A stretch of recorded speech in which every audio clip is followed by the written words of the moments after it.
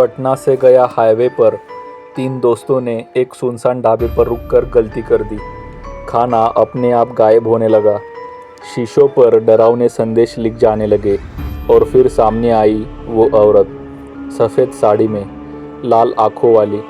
भागने की हर कोशिश नाकाम रही क्योंकि रास्ता बार बार उसी ढाबे पर लौट आता था और अब उनके सामने खुलने वाला है मौत का चक्रव्यूह। अगर पार्ट 1 नहीं देखा तो देख लीजिए। तो शुरू करते हैं इस वीडियो को। अजय ने गाड़ी स्टार्ट करने की कई बार कोशिश की, लेकिन इंजन हर बार अजीब तरीके से घरघराता और फिर अचानक खामोश हो जाता। रजत लगातार पीछे मुड़ मुड़ कर देख रहा था, जैसे उसे डर हो कि कोई अभी गाड़ी के अंदर आ जाएगा। निखिल मोबाइल में नेटवर्क ढूंढ रहा था, लेकिन स्क्रीन पर नो सर्विस चमक रहा था। अचानक खिड़की पर जोर से ठक ठक हुई। तीनों ने चौंक कर देखा, वही परछाई, सफ़ेद कपड़े में लिपटी, भीगे हुए बाल चेहरे पर चिपके हुए। उसके होंठ हिल रहे थे पर कोई आवाज़ नहीं आ रही थी। फिर धीरे धीरे उसने अपनी उंगलियां कांच पर फेरी और शब्द उभरे, खाना दो। तीनों के दिल जैसे धड़कना भूल गए। अचानक वो औरत गायब हुई। ये औरत हमें पागल कर देगी, जल्दी से गाड़ी से निकल कर भागो। अजय चीखते हुए दरवाज़ा खोलकर बाहर निकला। बारिश उसके ऊपर टूट रही थी, लेकिन उसने जैसे ही पीछे मुड़कर ज़मीन पर कुछ देखा, उनके बैग से गायब हुई मिठाई और चिकन करी वही कीचड़ में रखी हुई थी, लेकिन सब खून से सना हुआ। हे भगवान, अजय बुदबुदाया। उसी पल पीछे से निखिल और रजत भी बाहर आ गए। अचानक चारों ओर एक ठंडी हवा चली और ढाबे की लालटेन अपने आप जल उठी। ढाबे के अंदर अब साफ साफ नजर आ रहा था टेबलों पर बैठे लोग, पर उनके चेहरे धुंधले, आंखें गहरी काली, और सबके सामने प्लेटों में वही खाना रखा था, मगर सड़ा हुआ, खून से लथपथ। निखिल कांपते हुए बोला, ये इंसान नहीं है। तभी एक आवाज़ आई, जैसे किसी ने सीधे उनके दिमाग में बोला हो, हम भूखे हैं, हमें खाना दो या तुम हमारा खाना बनो। रजत घुटनों के बल बैठ गया।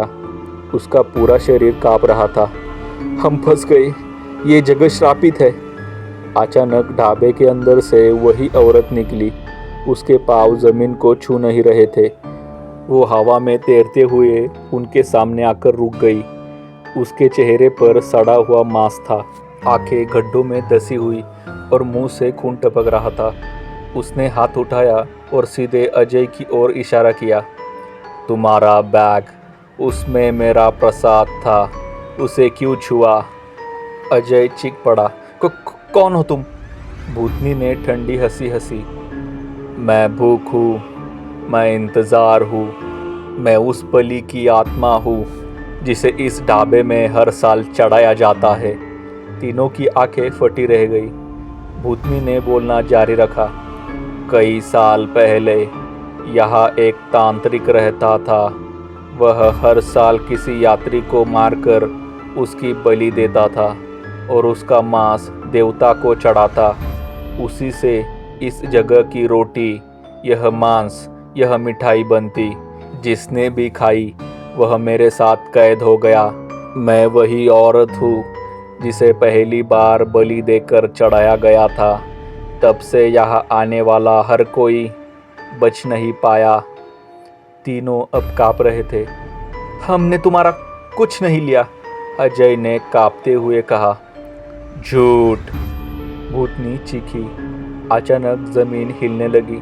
ढाबा और गाड़ी के बीच की मिट्टी चटक गई और उसमें से हाथ निकलने लगे, काले, सड़े हुए, खून से लथपथ हाथ। वे हाथ तीनों की टांगें पकड़ने लगे। निखिल चीख पड़ा, बचाओ!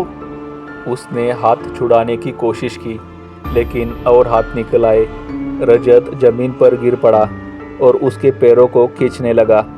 अजय ने पूरी ताकत से निखिल को खींचा और गाड़ी की ओर दौड़ पड़ा। तीनों किसी तरह गाड़ी में घुसे।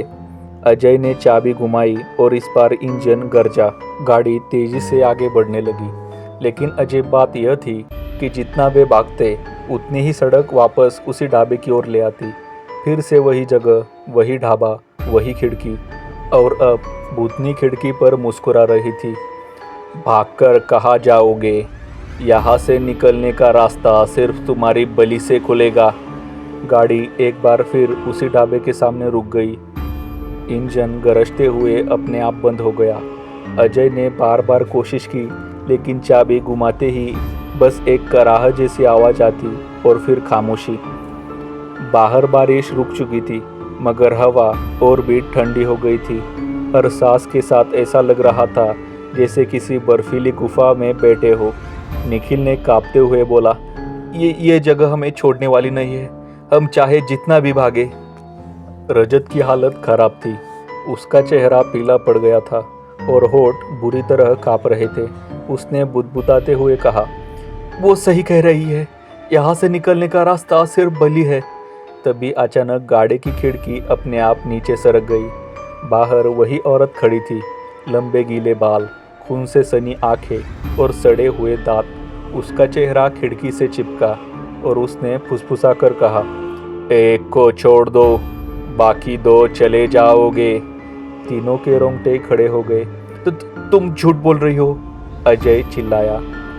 भूतनी ने धीमी हंसी हंसी, मैं झूठ नहीं बोलती, भूख हमेशा सच होती है। अचानक रजत ने पागलों की तरह चिल्लाना शुरू किया, मुझे नहीं मरना, इन्हें ले लो, मुझे छोड़ दो। वह गाड़ी का दरवाजा खोलकर बाहर भागा। अजय और निखिल ने चौंक कर देखा, रजत सीधे ढाबे की तरफ भाग रहा था, लेकिन वहां पहुंचते ही दर्जनों काले हाथ जमीन से निकले और उसे पकड़कर अंदर खींच लिया। उसकी चीख आसमान चिर गई, बचाओ! और अगले ही पल सन्नाटा। थोड़ी देर बाद ढाबे की खिड़की पर रजत का चेहरा दिखाई दिया, मगर अब उसकी आंखें खाली थी और होठों पर वही अजीब सी मुस्कान थी जो बाकी भूतों के चेहरे पर थी। अजय और निखिल सन्न रह गए। उसने उसे ले लिया, निखिल बड़बड़ाया। भूतनी ने धीरे धीरे गाड़ी की ओर कदम बढ़ाए। अब तुम दोनों जा सकते हो, लेकिन याद रखना, एक दिन भूख तुम्हें भी बुलाएगी। अजय ने तुरंत गाड़ी स्टार्ट की। इस बार इंजन ने काम किया। दोनों ने पागलों की तरह गाड़ी दौड़ा दी। सड़क अब सीधी थी। पीछे मुड़कर देखा तो ढाबा गायब था, सिर्फ धुंध और अंधेरा। दोनों कई किलोमीटर तक बिना कुछ बोले गाड़ी चलाते रहे। आखिरकार जब सुबह की पहली रोशनी फूटी, वो दोनों गया शहर में पहुंच चुके थे, लेकिन डर खत्म नहीं हुआ था। निखिल ने बैग खोलकर पानी की बोतल निकालनी चाही। जैसे ही जिप खोली, उसकी चीख निकल पड़ी। बैग के अंदर ताज़ा गर्मा गर्म चिकन करी रखी थी, वही जो ढाबे पर गायब हुई थी, और उसके ऊपर खून से लिखा था, अगली बार तुम्हारी बारी है। अजय और निखिल एक दूसरे को घूरते रह गए। उनके शरीर बर्फ हो चुके थे। तीनों दोस्तों में से एक, रजत, हमेशा के लिए उस ढाबे का हिस्सा बन गया। अजय और निखिल बच तो गए, लेकिन वे जानते थे कि भूख की आत्मा उनका पीछा कभी नहीं छोड़ेगी। अगर कहानी अच्छी लगी हो तो लाइक करो, और हर रोज़ ऐसी ही कहानी चाहिए तो सब्सक्राइब करो। धन्यवाद।